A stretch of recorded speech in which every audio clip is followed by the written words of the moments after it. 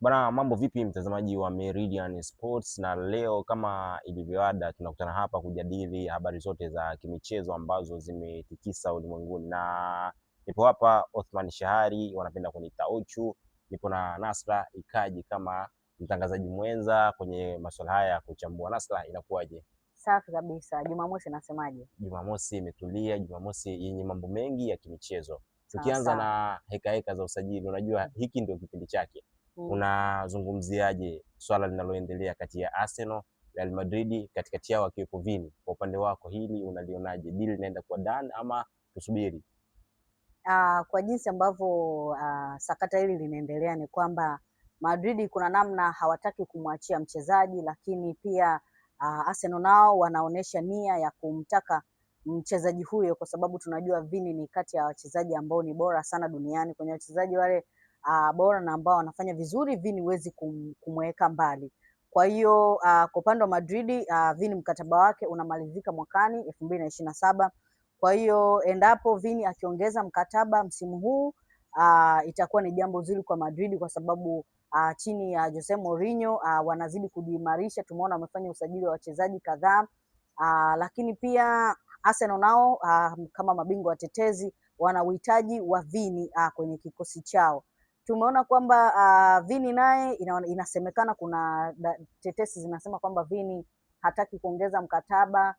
Lakini pia Madrid nao kwa upande mwingine hawataki kumwachia, lakini baadhi ya tetesi zinasema kwamba kama Vini hataki kuondoka, hataki kuongeza mkataba, lakini pia hawatamwachia aondoke msimu aondoke bure, kwa hiyo inabidi atakaa benchi.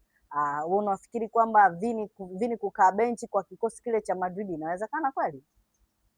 Tubaki na hao wenyewe, Real Madrid watajua wanamweka benchi, wanamuuza ama nini kinaenda kutokea.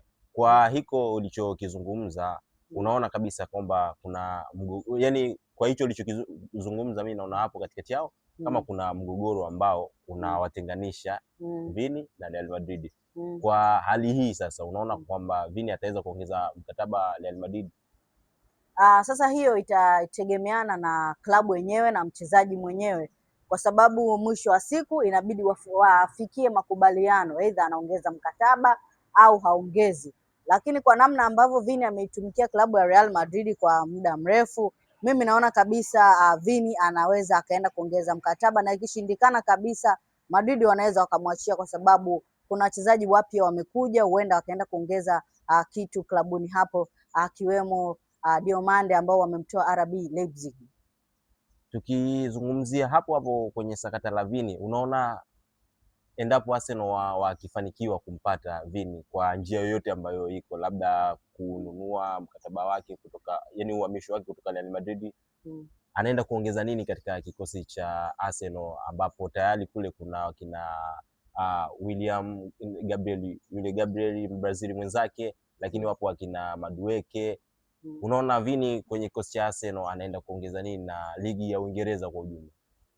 Anaenda kuongeza mchango mkubwa, kwa sababu tunajua kwamba Vini ukiacha tu kwenye upachikaji wake wa magoli, pia ni mchezaji ambaye ana kasi.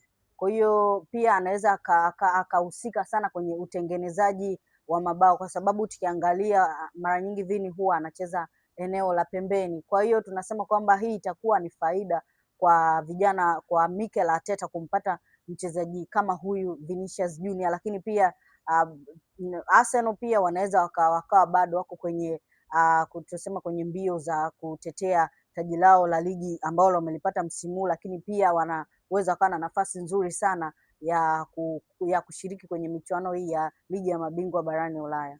Tuishie hapo, tuangazie katika heka hizo za usajili, tuvuke kutoka Hispania hadi Uingereza darajani pale.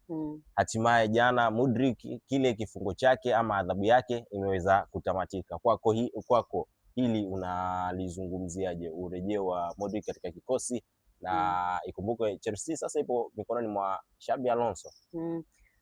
Tunasema kwamba hiyo ni pongezi kwa Mudryk, kwa sababu ni mchezaji ambaye mashabiki wa Chelsea wengi sana hapa duniani walikuwa wanatarajia kwamba ni mchezaji ambaye ataenda kufanya mazuri kabisa, atakuwa na mchango mkubwa sana klabuni, kwa sababu ni mchezaji ambaye ni kati ya wale wachezaji ambao walisajiliwa kwa pesa nyingi na Chelsea, lakini bado hakuonesha kile ambacho Chelsea walikuwa wanatarajia kwamba ataenda kukuonesha, lakini pia ambapo alifungiwa kutojihusisha na masuala ya mpira, na sasa amerudi. Huu unaweza ukawa ni mwanzo mpya kwake, akajitathmini, ajue wapi anaanzia, kwa sababu Mudryk ni mmoja wa wachezaji ambao ni wazuri, kwa sababu alikotoka alikuwa akifanya vizuri, na ni mchezaji ambao pia alikuwa akiwaniwa sana, hata Arsenal nao walikuwa wakimtaka. Kwa hiyo mimi naamini kwamba Xabi Alonso licha ya kuwa na uongezeko wa wachezaji, lakini pia kama ataweza kumtumia kwenye falsafa zake Mudryk, anaweza akaleta mchango mzuri sana kwenye klabu ya Chelsea ambao tuseme walikuwa na msimu mbaya sana, kwa sababu pia haina mashindano yoyote ya kimataifa ambao watashiriki zaidi ya kushiriki michuano ya ligi ya ndani. Kwa hiyo mimi naamini kwamba Mudryk ni mchezaji ambaye anaweza akaonesha kitu ambacho hakikuonesha toka asajiliwa na Chelsea, endapo mwalimu Xabi Alonso atamuingiza kwenye mifumo yake. Chelsea pale Mudryk tunamtemu katika ingizo jipya la mababu kwa kina Dan Welbeck, ama bado anasalia kwa kijana? Mudryk huwezi kumuingiza kwenye mababu kwa sababu sidhani hata kama amefikisha miaka 31 au 30 ukilinganisha na kina Dan Welbeck au akina Henderson ambao tayari wana 35 kama sio 34. Bado ni kijana, na kuna takwimu zilitoka kwamba Chelsea ndio klabu pekee pale Uingereza ambayo ilichezesha wachezaji ambao walikuwa ni under 30, yani wachezaji kikosi kizima kulikuwa hakuna mchezaji ambaye alizidi miaka 31. Kwa hiyo ni timu ambayo inaamini kwenye vijana zaidi kuliko wazee. Kwa hiyo hata hao ingizo jipya ambao wameingia, kuna namna ambao wataenda kuonesha kiwango, au tunaweza kwamba watakuwa tunasema ni wale wachezaji ambao tunasema kama ni makapteni hivi kwenye timu, kwa sababu Chelsea ni timu ambayo ina vijana wengi, lakini pia Welbeck ni mmoja wa wachezaji ambao ni bora sana kutoka Brighton, amefanya vizuri. Henderson pia alitoka Liverpool akaenda Saudi Arabia, alikuwa ni mchezaji ambaye tunasema bado alikuwa na kiwango kizuri, kafanya vizuri kule Al Hilal, akarudi akaja Brentford, ametoka Brentford ameonyesha kiwango chake. Kwa hiyo kuja kwa Henderson pamoja na Dan Welbeck ni kwamba Chelsea inataka kuwa na mchanganyiko wa wachezaji ambao watakuwa ni vijana, lakini na ambao wana umri mkubwa japokuwa sio wengi sana. Na mtazamaji wa Meridian Sports, hizi ni heka za usajili duniani, na hapa baada ya kumaliza na stori hiyo ya Chelsea, tuhamie pale Marekani, klabu ya Inter Miami. Hatimaye Casemiro naye ameweza kutua katika klabu hiyo. Sio swala ni maneno ambayo ameyasema. Moja ya ndoto zake ilikuwa ni kucheza na Lionel Messi. Kwako wewe unalizungumziaje hili? Tunajua kwamba kwenye swala la mpira kila mchezaji anakuwa anatamani au anakuwa na ndoto. Kuna wachezaji ambao wanakuwa na ndoto ya kucheza klabu fulani. Kuna wachezaji ambao wanapenda wanakuwa na ndoto za kucheza na wachezaji fulani.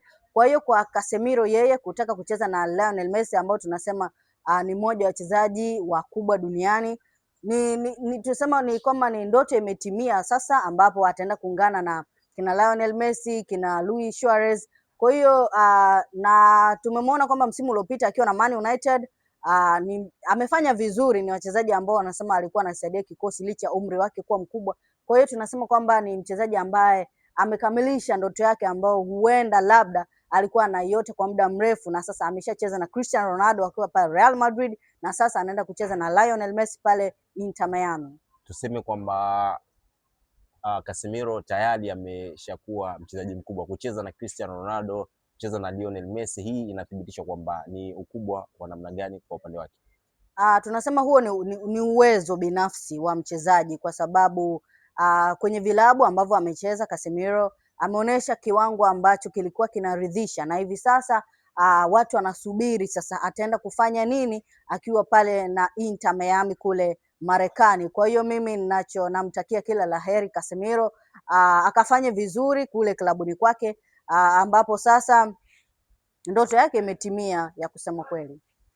Bana mtazamaji wa Meridian Sports, ni kusii tuendelea kutufuatilia katika mitandao yetu ya kijamii Facebook, Instagram pamoja na X, bila kusahau YouTube. Hizi ni heka za usajili, lakini kabla ya kumaliza kipindi chetu hiki ni kujuze tu, hapo jana timu ya taifa ya Tanzania Twiga Stars iliweza kucheza mchezo wake wa pili wa WAFCON na kuweza kufungwa mabao 2-1 dhidi ya Burkina Faso, na ratiba hiyo ya WAFCON itaendelea hii leo. Endelea kufuatilia michuano hiyo na endelea kutufuatilia sisi Meridian Sports kwa ajili ya updates mbalimbali. Bye bye.